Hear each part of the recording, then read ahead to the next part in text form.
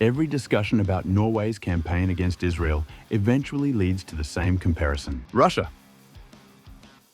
When Russia invaded Ukraine in 2022, FIFA and UEFA moved with remarkable speed. Russian national teams were suspended. Russian clubs were excluded from European competitions. The country's hopes of participating in international football effectively disappeared almost overnight. Now Norway argues that FIFA should apply the same principles to Israel over the war in Gaza. At first glance, the comparison appears straightforward.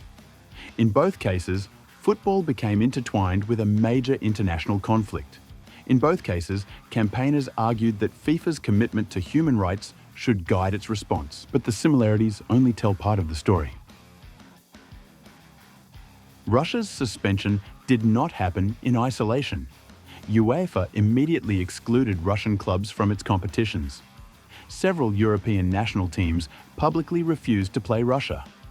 Governments across Europe imposed sweeping sanctions, while commercial partners rapidly distanced themselves. The result was that international football involving Russia became practically impossible to organize. Israel's situation is different. Israel continues to compete within UEFA competitions. European clubs still play Israeli teams. Most national associations continue to fulfill scheduled fixtures. There has been no comparable, continent-wide refusal to compete against Israel. That difference may prove crucial. Supporters of Norway's campaign argue that FIFA should judge both situations by the same ethical standards. If one country can be suspended because of a war, they argue, then consistency demands that similar principles apply elsewhere. Opponents disagree. They argue that FIFA never established a universal rule in the Russia case. Instead, they believe FIFA responded to extraordinary sporting and logistical circumstances that threatened the integrity of competitions. This distinction matters because it shapes FIFA's legal position.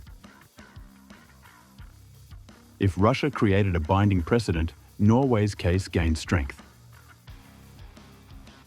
If Russia was an exceptional response to unique circumstances, FIFA has greater flexibility to treat Israel differently. The debate therefore extends beyond Israel itself. It challenges FIFA to explain how it reaches decisions involving international conflicts.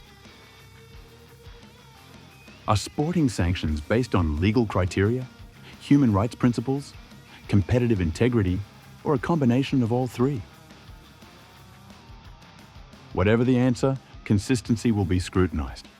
If FIFA refuses to act against Israel, critics are likely to point back to Russia. If FIFA suspends Israel, it could open the door to demands for similar action in future geopolitical conflicts.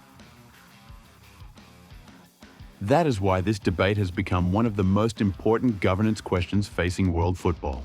For Norway, Russia is not simply a comparison. It is the benchmark against which FIFA's consistency is now being measured.